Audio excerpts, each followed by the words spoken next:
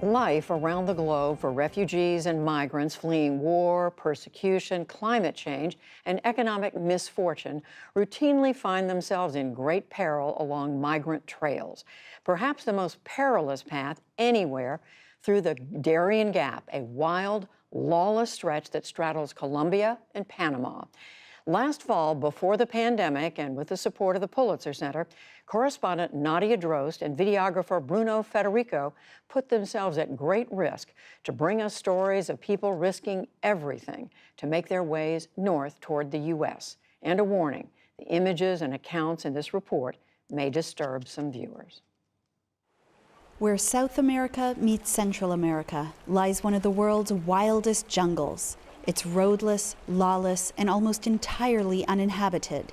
Its name, the Darien Gap.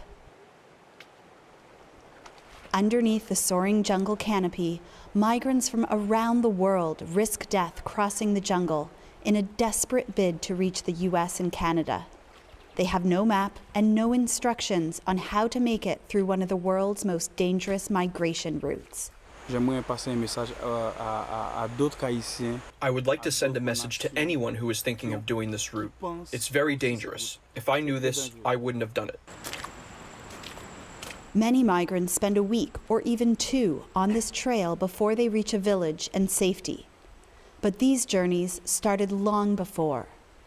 Migrants from Asia, the Middle East, and Africa flew into Ecuador or Brazil, where visa requirements are somewhat lax.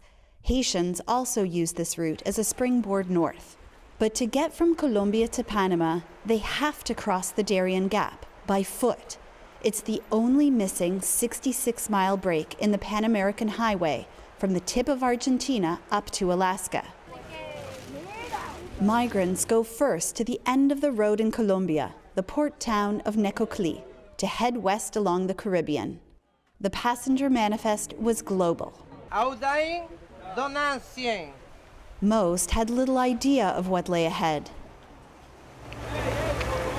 They dock in Capurganá, a tourist town, now a trailhead for migrants headed into the Darien. We set out to join up with the migrant trail and reached a makeshift camp where smugglers wait for migrants. At dusk, a group of Cameroonians and Pakistanis arrived. They were exhausted and relieved to find the last spot on the trail where they can get hot food. Morning broke with torrential rain. The Darien is one of the wettest places on the planet. The environment could hardly be more different from the high mountains of Pakistan this group of friends call home. The Taliban targeted our family from time to time. That is why I had to leave my country. We packed our food for 5 days, and with guides we hired, followed the migrants as they set out, on a day-long ascent of a mountain ahead. The steep and slippery terrain was tough for everyone, but nearly impossible with an injury. This woman from Cameroon could barely put weight on her knee. Exhaustion took over. God, the pain is too much. Yeah. The pain is more than me.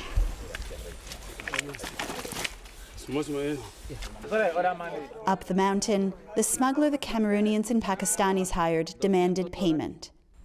As we hiked, young men carrying square backpacks filled with bricks of cocaine passed us. We were told to expect their heavily armed security patrolling, so we put our camera away. I'll fall. My foot.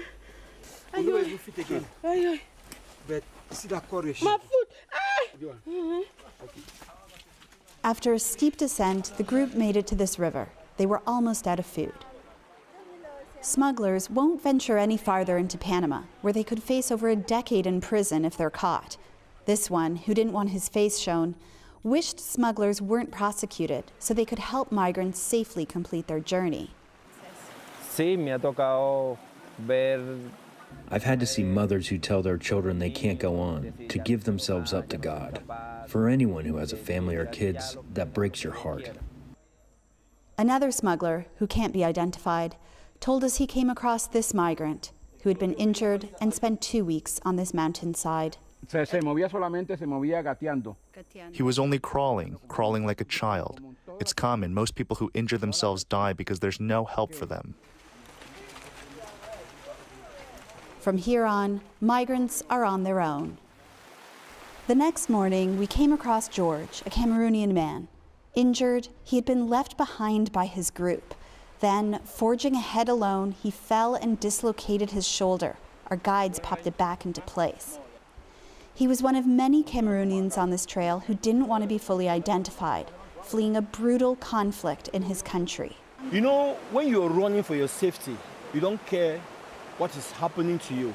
You don't care what is in front of you. You just want to have a safe ground. Just like his group of friends had, we left him behind, hobbling onwards. The trail and riverbanks were littered with signs of desperation. Before long, a large group of Haitians and Sri Lankans appeared. Jean Delicat, a father of two.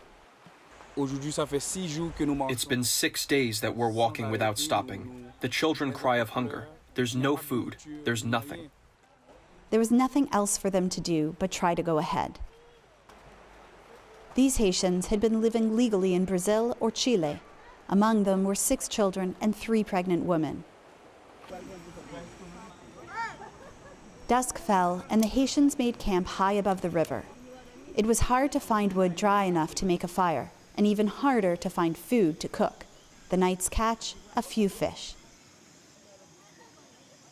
Lying smugglers often tell migrants they're almost to their destination, which is why many, like Delicat, had already tossed their clothing and food.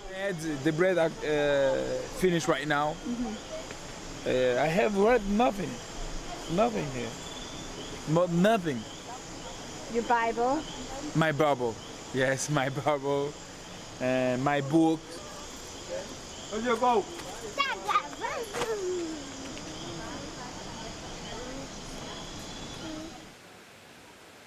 Dawn broke after a night of heavy rain. They've barely slept.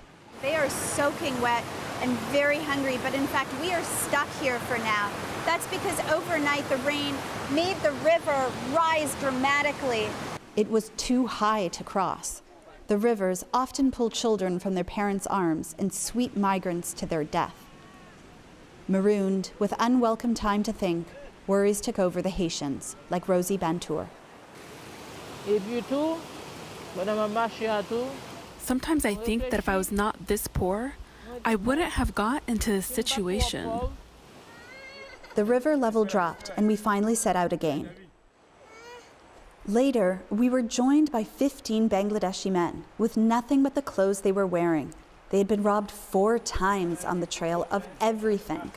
A man we're calling Saeed, because he's scared to be identified, explained. A group of 5 to 7 mafias came to us.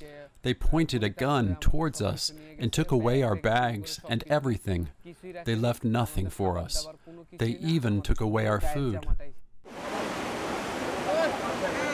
The river was dangerously high, and we cut the day short and set up camp. The next morning, 8 migrants from Haiti and Ghana, who began the crossing with the Haitians but fell behind, suddenly showed up. Among them, a woman and her boyfriend from Haiti were robbed by bandits days earlier. One grabbed the boyfriend's arm, threatening to cut it with a machete. Charlie Pierre from Haiti helped tell us what happened. After, the thief said, "Go off and leave the woman behind." And so he's walking, but looking behind, and sees these guys lowering his wife's underwear. One of the men assaulted her, penetrating her intimate parts with his fingers, looking for dollar bills they suspect migrants of hiding.